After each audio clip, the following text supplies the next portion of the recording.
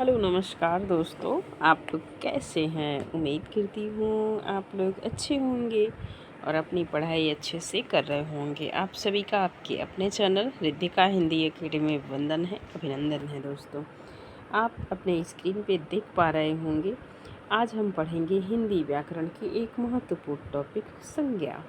संज्ञा से पहले आप थोड़ा सा जानने का प्रयास कीजिए। हमारे इसी चैनल पे हमने संधि को, समास को, अलंकार को और अन्य टॉपिक को बहुत अच्छे से पढ़ा रखा है दोस्तों। ठीक है, यदि आप इस वीडियो को देख रहे हैं तो आपसे गुजारिश करूंगी कि आगे के जो भी वीडियो हों आप उन्हें अवश्य देखें। आइए चलते हैं, हम आज एक विस्तृत टॉपिक पे बात करते हैं जो संज्ञा है। संज्ञा से पहले ये तो आपने देखा व्याकरण की टॉपिक है दोस्तों।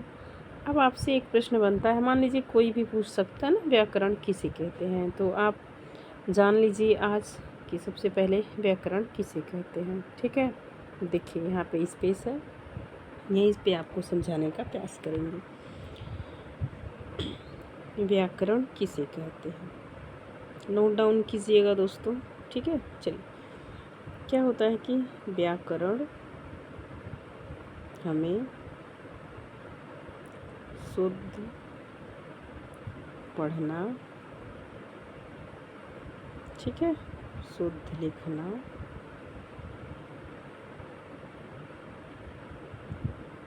शुद्ध बोलना सिखाता है। आपसे कोई भी पूछेगा व्याकरण किसे कहते हैं, ज़रा बताओ, आप अपनी परिभाषा दीजिए। ठीक है, अब चलिए आगे चलते हैं। और एक चीज़ और देखिए आप लोग, व्याकरण के आधार पर शब्द के भेद, ध्यान दीजिएगा, यहाँ से भी प्रश्न बनता है। व्याकरण के आधार पर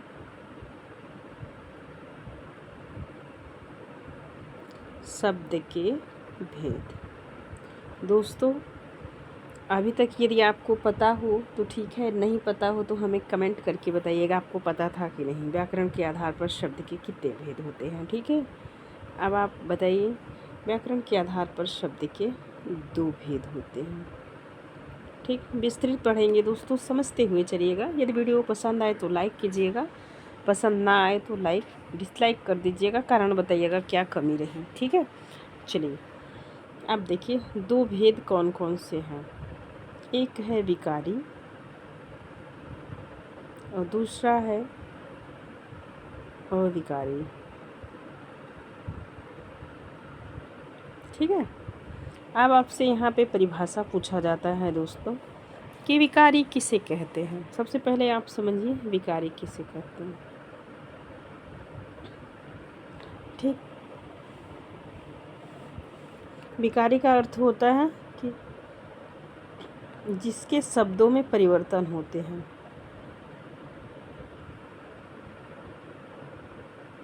शब्दों में परिवर्तन होते हैं, ठीक है, उसे क्या कहते हैं? विकारी। ठीक है, अब देखिए किसके किसके शब्दों में परिवर्तन होते हैं उन्हें देख लीजिए। 1 मिनट। जैसे, ठीक है, लिंग, वचन, लिंग वचन कारक आदि क्या होते हैं? परिवर्तन होता है। अब देखिए लिंग में जैसे लड़का, तो यदि आपको, हाँ, तो उसे क्या कहेंगे? लड़के, लड़की। ये क्या हो गया? लिंग में परिवर्तन हो गया। ठीक है, अब ये तो नहीं है कि किसी घर में बच्चा पैदा हुआ तो उसे ये नहीं कहते उनके घर में एक बच्चा पैदा हुआ है, मतलब लड़का पैदा हुआ है। अब उसमें लिंग क्या है? लड़का है कि लड़की है? अब देखिए लड़का का ही हम कारक में परिवर्तन करते हैं, लड़का का हम कारक में परिवर्तन करते हैं। ठीक है, देखिए जैसे लड़का का, लड़का की, ठीक है, लड़का के।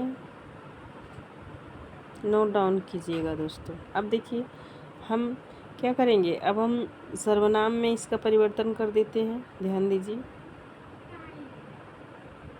सर्वनाम, ठीक है। जैसे उसका, उसकी, उसके, क्या हुआ, सर्वनाम में परिवर्तन हो गया। ठीक, अब चलिए, ठीक है। अब हम सबसे पहले अविकारी किसे कहते हैं, अविकारी को भी यही परिभाषा जान लीजिए। विकारी, अविकारी, अविकारी का एक मिनट, अविकारी, ठीक है।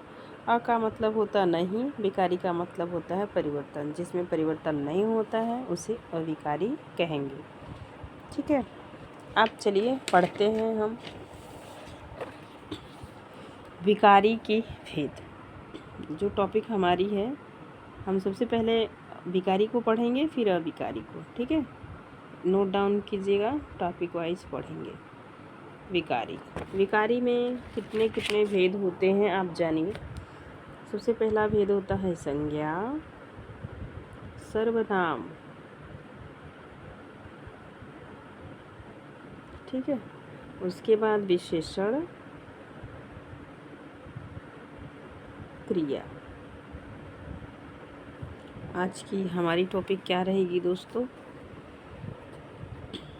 ठीक है। चलिए हम लोग पढ़ेंगे आज संज्ञा को। किसको पढ़ेंगे, संज्ञा को। चलिए अब हम संज्ञा की टॉपिक पे चलते हैं। अब आप इतना देख पाए होंगे दोस्तों कि अब आपसे पूछा जाएगा ना संज्ञा विकारी है कि अविकारी है, तो आप बता पाएंगे, मैं उम्मीद करती हूँ। चलिए संज्ञा को पढ़िए। संज्ञा का अर्थ होता है, क्या क्या अर्थ होता है आप लोग ज़रा बताएं। संज्ञा का शाब्दिक अर्थ होता है नाम, ठीक है। कोई भी पूछेगा संज्ञा किसे कहते हैं, तो आप बताएंगे कि संज्ञा का शाब्दिक अर्थ क्या होता है, नाम, ठीक है दोस्तों, ठीक है। अब देखिए, किसी व्यक्ति, वस्तु, स्थान आदि के नाम को संज्ञा कहते हैं। चलिए अब हम सीधा चलेंगे, टॉपिक पे ही पढ़ने का कार्य करेंगे। कोशिश रहेगी कि एक वीडियो में संज्ञा का प्रकरण समाप्त हो जाए, ठीक है, नहीं तो इसका 2 पार्ट लेके आएंगे। चलिए, यदि दोस्तों वीडियो पसंद आए तो एक लाइक कीजिएगा। संसार में जितने भी चीज़ें मतलब वस्तु है, सभी का नाम क्या होता है, सभी का कोई ना कोई नाम होता है। हिंदी व्याकरण में नाम को ही संज्ञा कहते हैं। जैसे मनुष्य, घोड़ा, गाय, घोड़ा, हंसना, रोना, शहर, बर्तन आदि क्या है, संज्ञा है।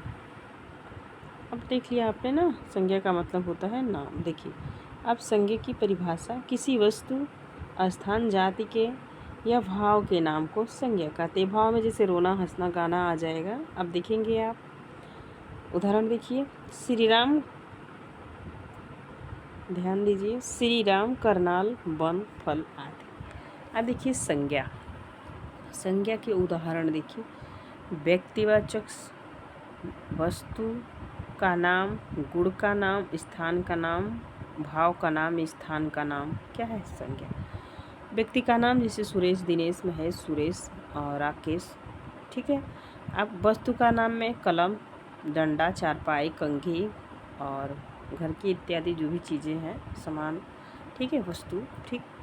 गुण का नाम जैसे गुण होगा ना, सुंदरता है, ईमानदार है, बेईमान है, चालाक है कि चोर है, क्या है, ठीक। अब जैसे भाव हो गया, प्रेम है, क्या है, प्रेम है, ध्यान दीजिए, प्रेम है कि गुस्सा है, कि आश्चर्य है, कि दया है, करुणा है, क्रोध है, तो क्या कहेंगे, इसे भाव कहेंगे। स्थान दिल्ली, आगरा, जयपुर, उदयपुर और आप वाराणसी, लखनऊ, कोलकाता स्थान का नाम। अब आपसे एक प्रश्न बनता है बड़ा पॉपुलर, संज्ञा के कितने भेद हैं दोस्तों। यदि आप टीईटी की परीक्षा दे रहे हैं, सीटेट, टीट मतलब कोई भी टेट की एग्ज़ाम दे रहे हैं तो वहाँ पे आप 5 प्रकार बताएंगे। वैसे जो है कि संज्ञा के मुख्य 3 भेद होते हैं और कुल 5 भेद होते हैं, ठीक है। ऑप्शन में यदि 3 रहेगा, 5 नहीं है तो 3 कर दीजिएगा। यदि 5 दिया है तो आयुक्त 5 को ही मानेगा, ठीक है। तबीयत थोड़ी नर्वस है दोस्तों, नहीं तो हम और अच्छे से आपको पढ़ाते हैं। थोड़ी आवाज़ में प्रॉब्लम होगी, पढ़ाने को तो हम पढ़ा ही रहे हैं। संज्ञा के भेद। संज्ञा के कुल व्यक्तिवाचक, जातिवाचक, समूहवाचक, द्रव्यवाचक, भाववाचक। ध्यान दीजिए, जो मतलब कि जातिवाचक संज्ञा किसे कहते हैं, ठीक है। और सबसे पहले आप देख पाए होंगे कि आप इसी को एक को कन्फर्म करेंगे, आप सबको अच्छे से समझ पाएंगे, ठीक। ध्यान दीजिए, व्यक्तिवाचक संज्ञा किसे कहते हैं? जिस संज्ञा शब्द के किसी विशेष व्यक्ति, वस्तु, स्थान आदि के नाम का बोध हो उसे व्यक्तिवाचक संज्ञा कहते हैं। क्या कहते हैं? जैसे राम, कृष्ण। जातिवाचक संज्ञा। जातिवाचक संज्ञा को आप कैसे जान पाएंगे? मतलब उसकी एक ही प्रकार हो। क्या हो? जिस संज्ञा शब्द से एक ही प्रकार की वस्तुओं या व्यक्तियों का बोध हो उसे हम कहेंगे जातिवाचक संज्ञा। समूहवाचक संज्ञा आप जान पा रहे होंगे दोस्तों, ठीक है। और द्रव्यवाचक में लिक्विड फॉर्म में जो चीज़ें होंगी उसे हम द्रव्यवाचक संज्ञा कहेंगे। भाववाचक में मतलब जिससे भाव प्रकट हो, जैसे रोना, हंसना। और समूह में आप दल को ले सकते हैं, पहले इसको क्लियर कर लीजिए। और जो है कि गुच्छा ले सकते हैं, ठीक है। मतलब जहाँ समूह का बोध हो उसे क्या कहेंगे? समूहवाचक। द्रव्यवाचक में मतलब कि कोई चीज़ें आप ले रहे हैं मतलब द्रव्य वाली हो, जैसे सोना, चांदी, ये सब द्रव्यवाचक संज्ञा में आएगी। और भाववाचक में भाव में इम्प्रेशन आएगा, जैसे आपका रोना, हंसना, उठना, बैठना, बुढ़ापा, ये सब चीज़ें भाववाचक संज्ञा में आएंगी। अब चलिए आप देखिए व्यक्तिवाचक संज्ञा। पीडीएफ के माध्यम से इसलिए पढ़ाते हैं दोस्तों ताकि आप वीडियो को पॉज करके आप इन्हें एक अच्छा सा नोट्स तैयार कर सकें, ठीक। जिस संज्ञा से किसी खास व्यक्ति, वस्तु, ठीक है, जगह आदि का बोध हो उसे व्यक्तिवाचक संज्ञा कहते हैं। जैसे राम, रहीम, चाँद, सूरज, रामायण, महाभारत, दिल्ली, पटना आदि। अब उदाहरण आपने देख लिया, ठीक। आप देखिए, अब जो है कि आप इनको अच्छे से देखने का प्रयास कीजिए। पहचान में थोड़ा सा हम आपको बता देते हैं यहीं पे व्यक्तिवाचक संज्ञा की। जैसे देश का नाम हो गया और आपके दिशाओं का नाम हो गया, पूरब, पश्चिम, उत्तर, दक्षिण। नदियों और पर्वतों का नाम हो गया। नगरों और चौकों का नाम हो गया। चौक मतलब जो तिराहा चौराहा होता है शहरों में, ये सब किस में आएगा? व्यक्तिवाचक संज्ञा में आएगा। वस्तु और समाचार पत्र का नाम, दिनों और महीनों का नाम, त्योहार और उत्सव का नाम, समुद्र के नाम, सारे कहाँ आएंगे? व्यक्तिवाचक संज्ञा में, ठीक है। अब आप पढ़िए जातिवाचक संज्ञा, और आप जो भी आप सुन पा रहे हैं उसे नोट डाउन कीजिएगा दोस्तों, ठीक है। अब चलिए, कुछ चीज़ें पीडीएफ में होती हैं, कुछ नई भी होती हैं तो बताना पड़ता है। जिस संज्ञा से प्राणी या वस्तु के संपूर्ण जाति का बोध हो उसे जातिवाचक संज्ञा कहते हैं। जैसे लड़का, लड़की, औरत, मर्द, पशु, पक्षी, फल, फूल, पत्र, पत्रिका, गांव, देश, दिन, महीना, नदी, झील, पर्वत, पठार, ठीक है। आप देखिए, अब आप ध्यान दीजिएगा, लड़का या पशु कहने से दुनिया में जितने लड़के या पशु होंगे उन सभी का बोध होगा। तो इसी का होंगे लड़का की जाति हो गई, ठीक है। मतलब इस जाति के बहुत सारे, से आपने कहा लड़के मतलब बहुत सारे लड़के, पशु मतलब बहुत सारे पशु, तो ये पशुओं की जाति का बोध करा रहा है, ठीक। अब आप देखिए समूहवाचक संज्ञा। समूहवाचक संज्ञा देखिए, जिसमें व्यक्ति वस्तु के समूह का बोध हो उसे समूहवाचक संज्ञा कहते हैं। देखिए अभी आपने ऊपर हमने बता दिया था सेना, मतलब कि सेना क्या होती है, उसकी एक यूनिटी होती है ना, थोड़ी सेना यहाँ थोड़ी, तो क्या होती है? गुच्छे में होती है, समूह में होती है। वर्ग, और आप सभी जानते हैं सभा पंचायतों में लगाई जाती है। गुच्छा, जैसे अंगूर होगा, अंगूर तो गुच्छे में होगा। समिति, ये भी समितियाँ होती हैं जिसमें 10 से लेके ऊपर जितने भी लोगों का ये समिति बना दी जाए। आप देखे होंगे रोड पे चलते हुए फला समिति। और संघ भी है। झुंड आप जानते हैं, झुंडों में भेड़ रहती हैं, बकरियां रहती हैं, ठीक है। घौद परिवार भी झुंड में रहता है, मतलब समूह में रहता है। खानदान मतलब ये कहते हैं ना, ये मेरा अपना खानदान है, अपने लोग हैं, ज़रूरत पड़ने पे सारे लोग इकट्ठे हो जाते हैं। गिरोह मतलब गिरोह भी, कोई चोर होगा तो उसके गिरोह होंगे ना, 10 के 20 के जितने के भी हों। दल, दल का मतलब भी समूह होता है दोस्तों, ठीक है। समूह देखिए ऐसे होता है समूह, जहाँ सबका मुंह एक तरफ हो, कोई एक मालिक हो, बाकी सबका वो देखने वाला हो। जैसे देखते नहीं आप लोग मीटिंग वगैरह में, वो अध्यक्ष हैं, अध्यक्षता करेंगे तो मतलब उनकी सारी बातें सुने जाएंगी ध्यानपूर्वक, ठीक है। उम्मीद करती हूँ वीडियो पसंद आ रहा होगा दोस्तों, ठीक है। अब चलिए आप देख लीजिए द्रव्यवाचक संज्ञा, जिस संज्ञा से मापने तौलने वाली वस्तु का बोध हो उसे द्रव्यवाचक संज्ञा का। जैसे चांदी, सोना, हीरा, मोती, दूध, तेल, घी, पानी, लकड़ी, कपड़ा, लोहा, चूना, पत्थर, ये सब किस में आएंगे? द्रव्यवाचक संज्ञा में आएंगे, ठीक है दोस्तों। ठीक, अब देखिए ध्यान दीजिए, द्रव्यवाचक हो गया।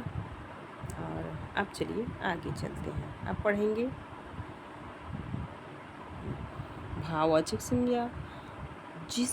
और देखिए जिस संज्ञा से किसी व्यक्ति या वस्तु के गुण धर्म का बोध हो उसे भाववाचक संज्ञा कहते हैं। मीठा खाएंगे तो मीठा ही लगेगा।